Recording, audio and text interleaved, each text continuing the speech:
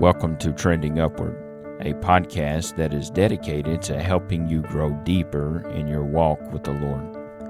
In each episode, we share clear and concise Bible truths that are designed to encourage, challenge, and strengthen you in your walk with the Lord. Whether you're just beginning your Christian journey or have been walking with Christ for years, Trending Upward is here to help you keep moving forward and steadily ascending in your relationship with Christ.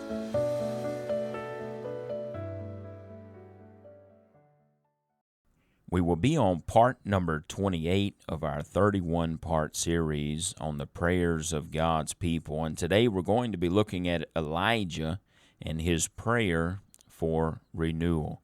In 1 Kings chapter 19, verses 1 through 4 is where we will find our text. It says, "And Ahab told Jezebel all that Elijah had done, and withal how he had slain all the prophets with the sword. Then Jezebel sent a messenger unto Elijah, saying, So let the gods do to me, and more also, if I make not thy life as the life of one of them by tomorrow about this time. And when he saw that, he arose, and went for his life, and came to Beersheba, which belongeth to Judah, and left his servant there. But he himself went a day's journey into the wilderness, and came and sat down under a juniper tree, and he requested for himself that he might die, and said, It is enough now, O Lord, take away my life, for I am not better than my fathers." Hone in on the prayer of Elijah. It is enough now, O Lord, take away my life, for I am not better than my fathers. Elijah was deeply discouraged. Elijah is coming off of the greatest victory of his life. Elijah called down fire from heaven and destroyed the prophets of Baal. Elijah may have been feeling pretty good. Elijah may have been feeling pretty encouraged, which is a state of mind that the devil didn't want Elijah in. So the devil had someone to use, and her name was Jezebel. Jezebel sent back word to Elijah that in essence she was going to have him killed. She was going to do to him what he had done to the prophets of Baal.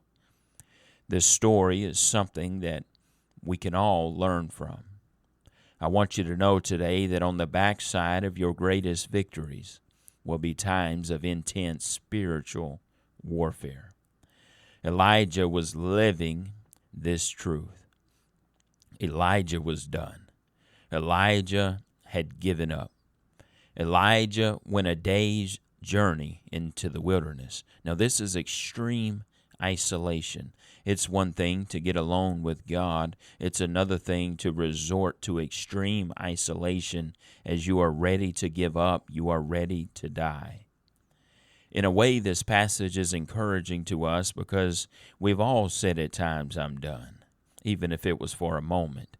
We've all said at times, I give up, even if it was but for a moment. We've all said at times, what point is found in continuing? Elijah wasn't just done serving God. He was done being a prophet. He was done with his life. Elijah wanted God to take his life right then and right there, sitting under a juniper tree, a day's journey in the wilderness, away from everyone. But let it be a reminder to you that even great prophets experience exhaustion. Even great prophets experience discouragement. God responded to Elijah with care, and God responded to Elijah with rest, and ultimately God responded to Elijah with renewal.